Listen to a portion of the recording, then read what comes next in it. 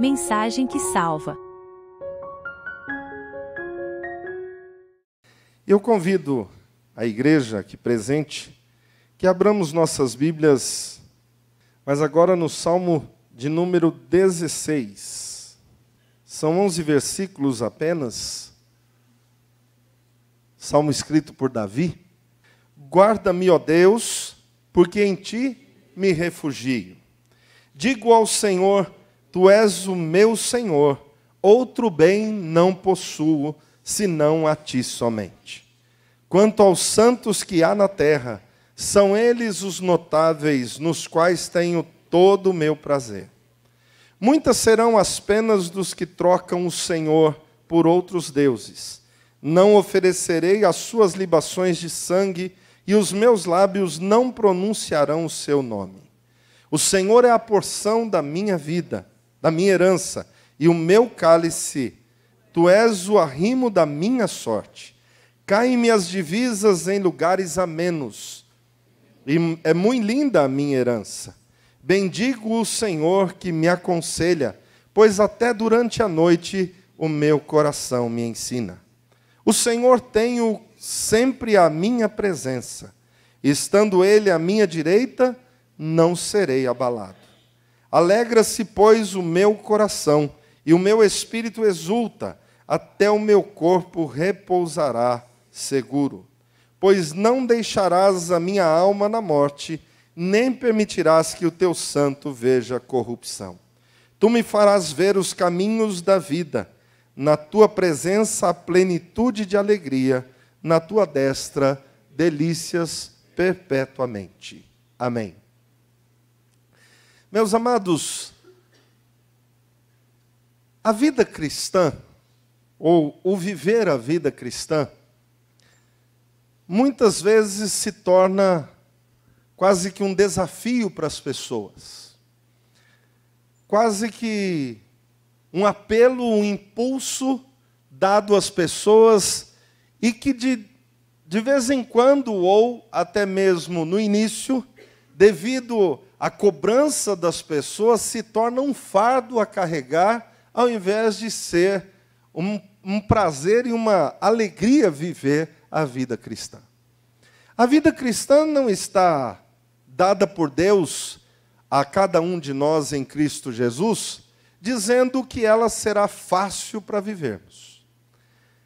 Mas a vida cristã está dada por Deus a cada um de nós, nos dizendo que Ele nos dará da sua graça, do seu amparo, da sua direção, do seu poder, para que caminhemos na vida cristã.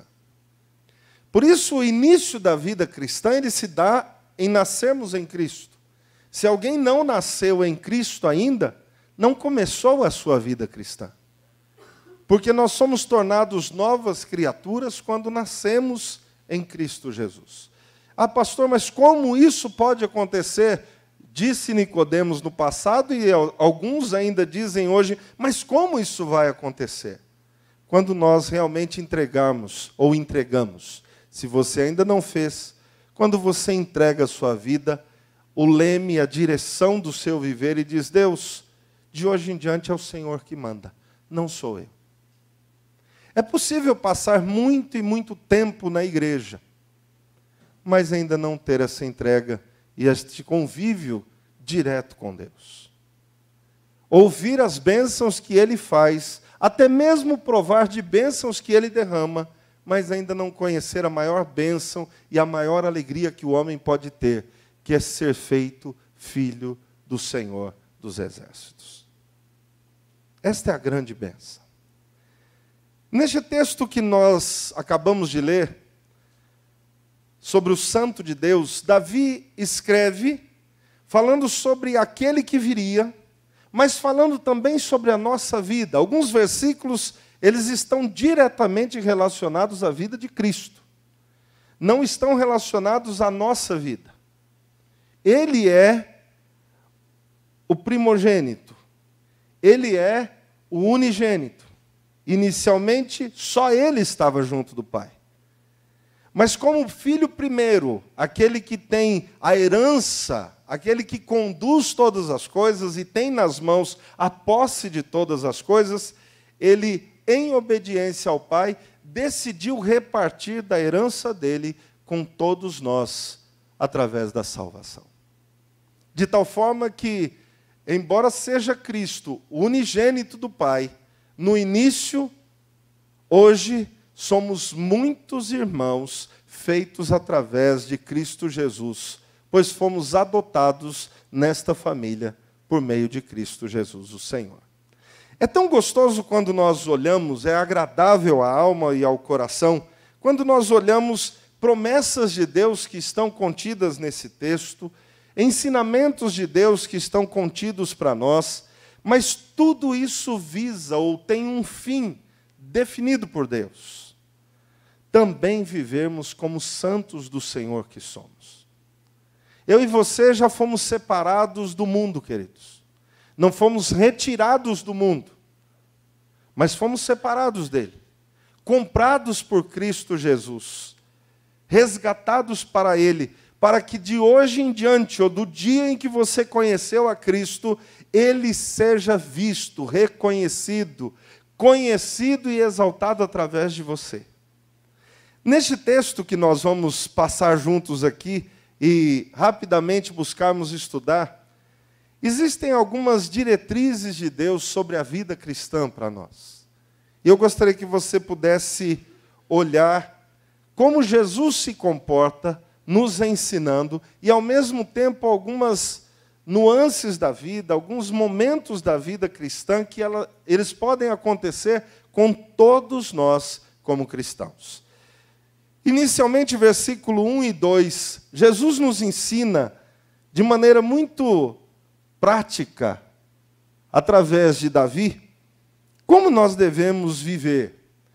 E isso que aqui está escrito foi a maneira que Jesus vivenciou depois. Olha só, vamos ler juntos?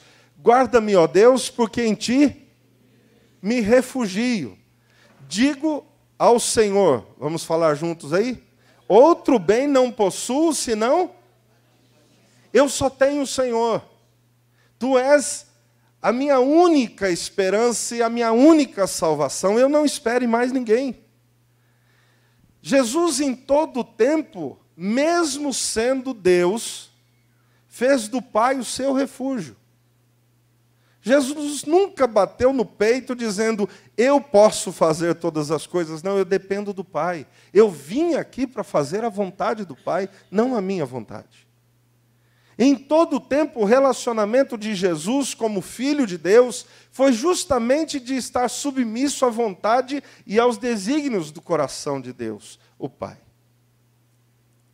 Este princípio que Jesus nos ensina, queridos, ele é assolapado em todo o tempo do nosso viver, fazendo com que nós mudemos o nosso foco, olhemos para outras circunstâncias, tentemos outras maneiras de agir que não a de Deus. Fazer de Deus o nosso único refúgio, o nosso ancoradouro, a nossa segurança, o local onde nós nos abrigamos, é o chamado para cada um de nós. E, meu amado, no seu viver diário, quantas vezes você é pressionado a olhar para outras situações e tomar decisões sem até mesmo perguntar para Deus? Quando Ele diz, eu estou aqui para essa conversa, para esse bate-papo, para te ensinar, meu filho.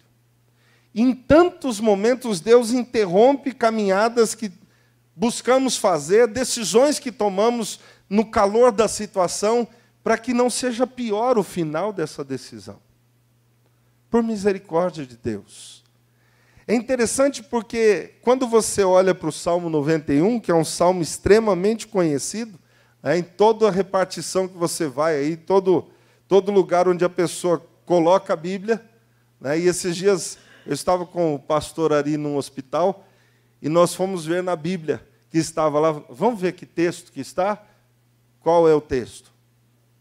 Salmo 91 estava lá aberto. Mas olha o que diz o Salmo 91. O que habita no esconderijo do Altíssimo e descansa à sombra do Onipotente, diz ao Senhor, meu refúgio.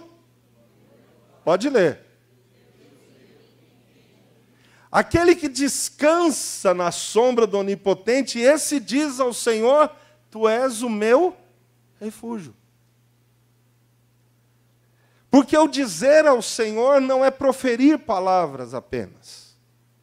É realmente fazer dele o lugar da quietude da sua alma e do seu coração. Ah, pastor, mas as situações são graves, são difíceis. E qual foi o dia, qual foi o momento que Deus não estendeu a mão e não nos socorreu? Qual foi o dia que o teu braço te deu vitória? Não há, queridos. Ainda que você tenha pensado que você conseguiu, foi o Senhor quem te concedeu. Foi Ele quem estendeu a mão e te livrou. Foi o Senhor que estendeu a mão e te conduziu. É assim com todos nós. Deus ampara aqueles que nele esperam, querido. Faz do Senhor o teu refúgio. Ah, de que maneira, pastor?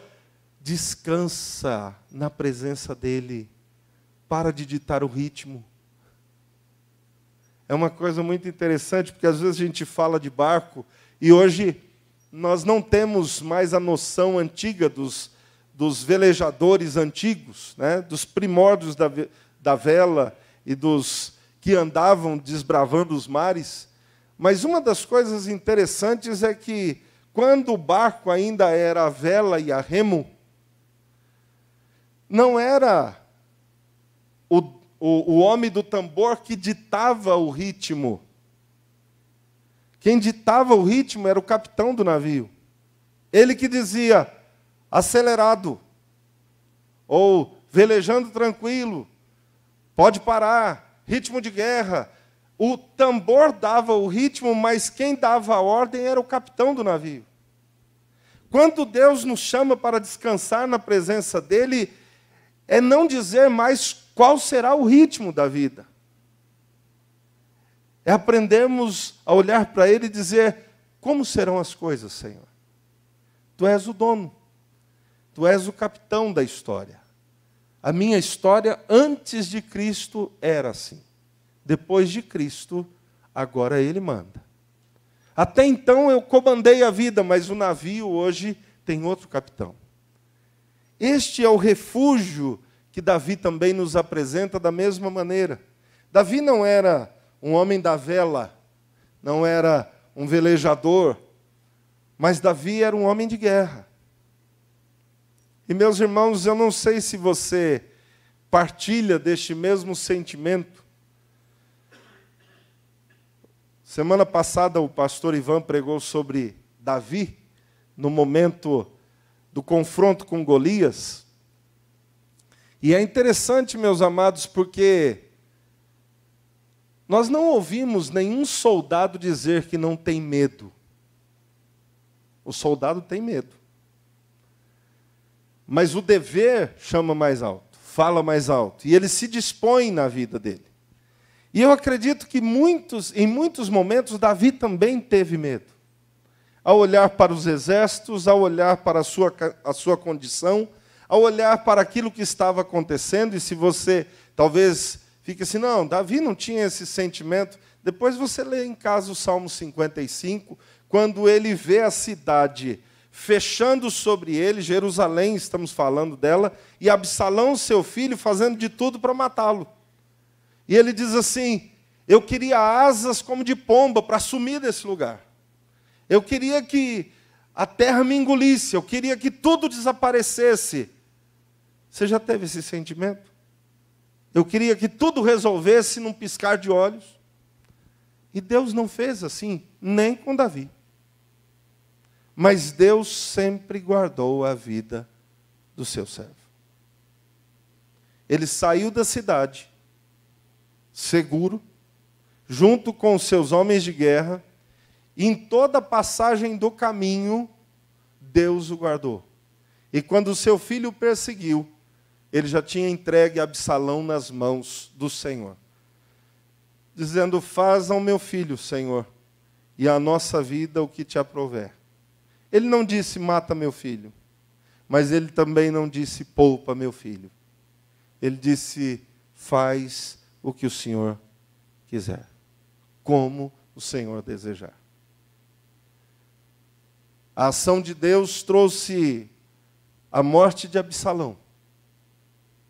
A ação de Deus trouxe para Davi a perca do filho, mas trouxe a Israel a restauração do reino e a transformação da história. Nós não estamos para dizer a Deus como será, mas estamos para dizer a Deus: aqui estou, para que a sua vontade seja feita. O que Deus fará, Ele sabe como precisa ser feito. Ainda continuando no texto do Salmo 16, ele diz assim, se você puder aí, volte os seus olhos ainda ao versículo 7. Versículo 5 ao versículo 7, que aí você já fecha a ideia. O Senhor é a porção da minha herança e o meu cálice. Tu és o arrimo da minha sorte. Continua. O Senhor, cai-me as divisas em lugares amenos. É muito linda a minha herança. Agora leia o 7. Bendigo.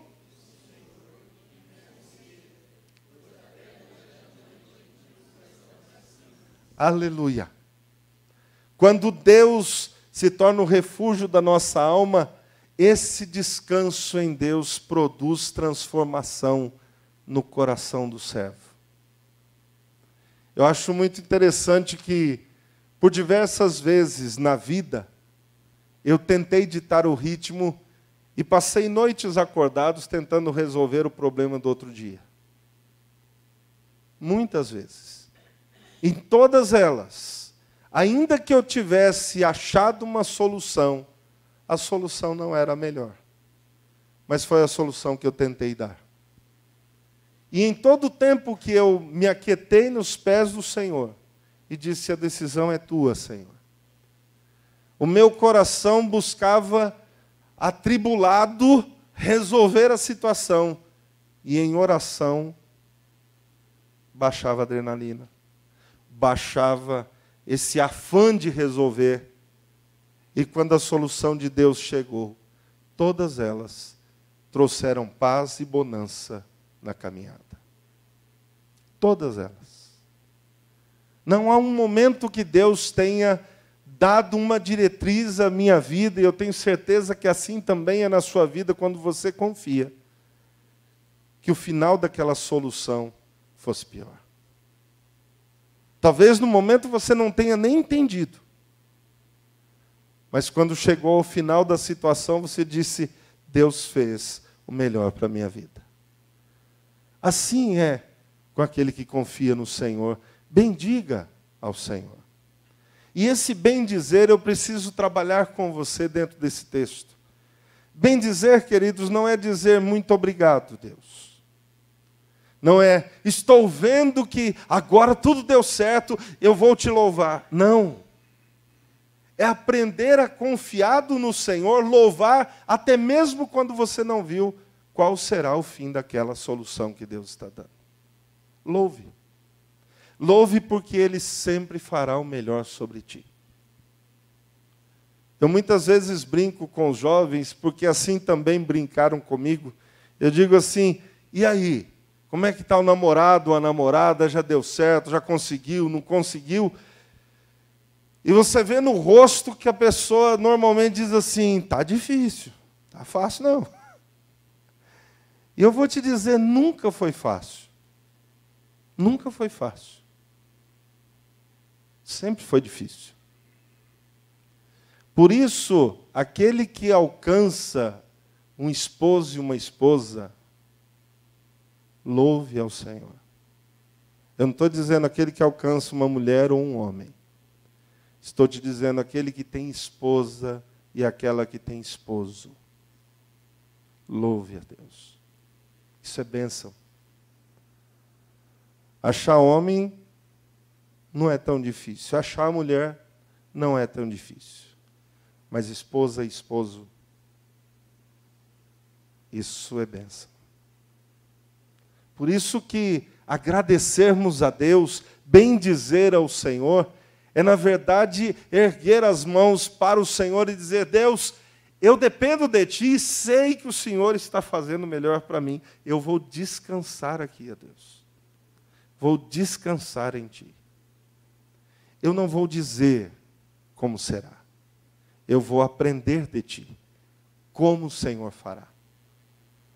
O meu coração, diz o salmista, me ensina até enquanto eu vou dormir. Deus está conduzindo.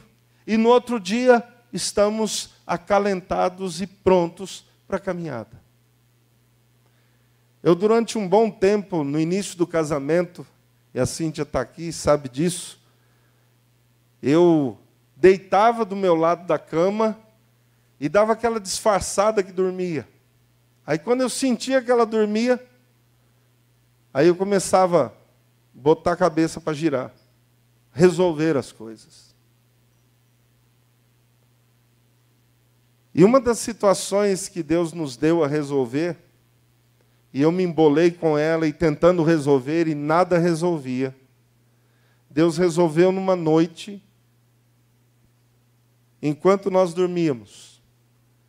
Mas foi justamente nessa noite onde eu tinha dito ao Senhor: não aguento mais. Não consigo. Não dou conta, Deus. Eu entrego nas Tuas mãos. Eu entreguei nas mãos do Senhor naquele instante por falta de força. Não tinha mais gás, não tinha mais oxigênio, não tinha mais saúde para ficar resolvendo. Naquela noite tudo solucionou.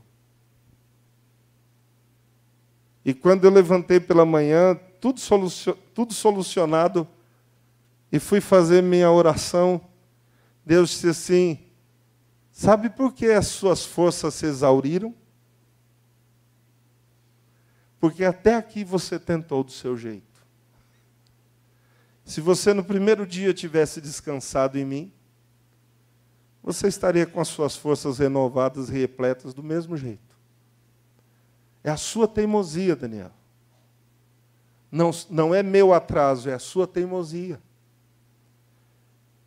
E daquele dia em diante, Deus vem transformando cada dia. E não digo aos irmãos que eu não tenho vontade, muitas vezes, de sair resolvendo, tenho. Mas em todo tempo eu peço ao Senhor: me lembra, Deus, me lembra. Lembra o meu coração que isso não resolve. E então, baixa de novo esse ímpeto de sair resolvendo as coisas. E quando Deus põe a mão, tudo vai muito bem. É o que Deus quer de nós. Bendiga Deus. Ah, Senhor, eu estou te pedindo coisas e não estou vendo a solução. Aguarda nele. Descansa teu coração. Aprende a louvar antes da bênção chegar, porque todo mundo sabe dizer obrigado, Deus, porque a bênção chegou. O servo de Deus agradece quando ainda há tormenta no mar, mas ele sabe que está seguro. Uma das coisas que mais me lembra é o apóstolo Paulo, em meio àquele momento de grande tempestade, o navio indo a pique, e ele foi orar ao Senhor.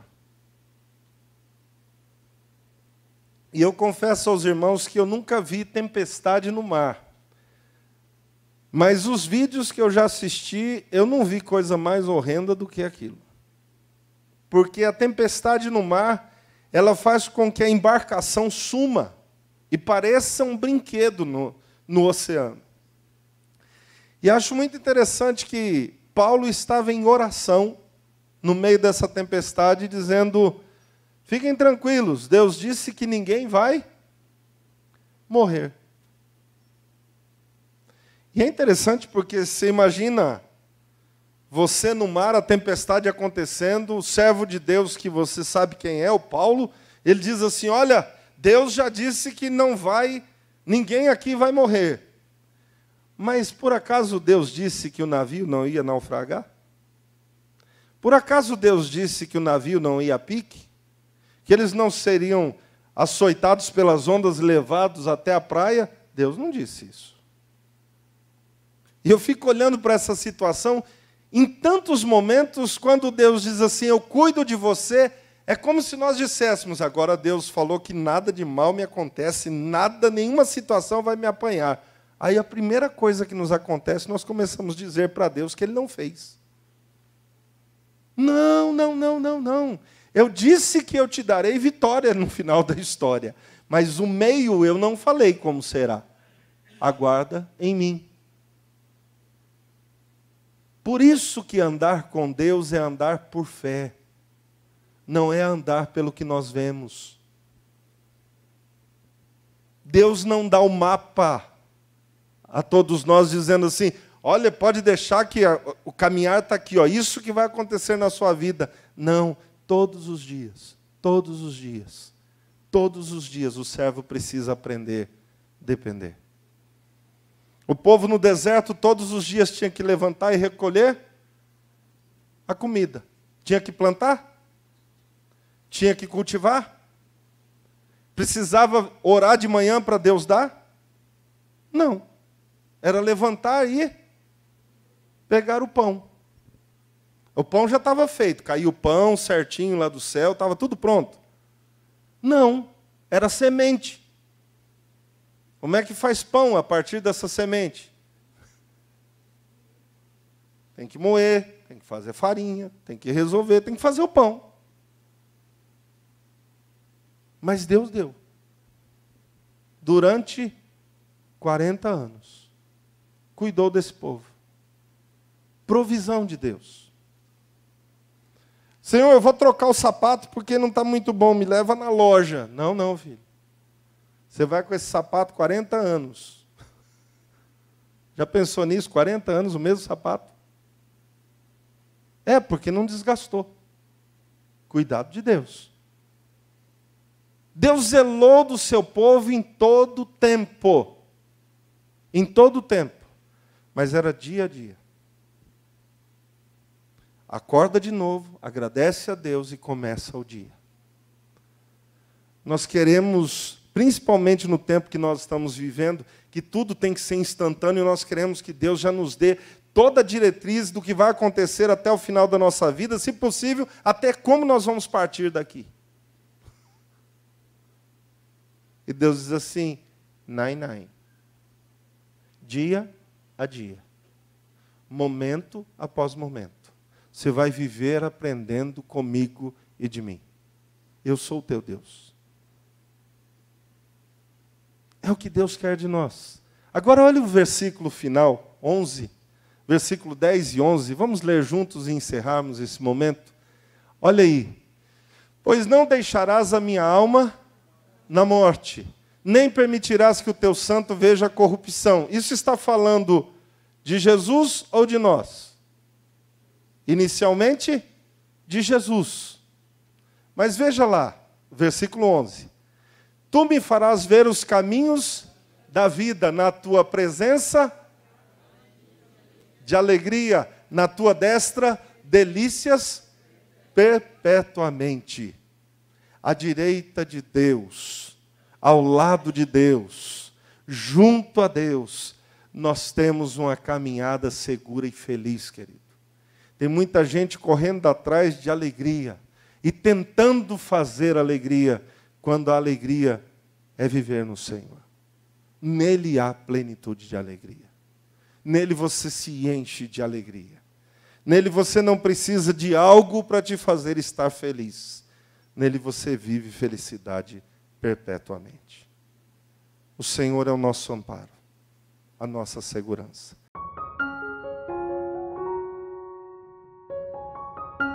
Mensagem que salva.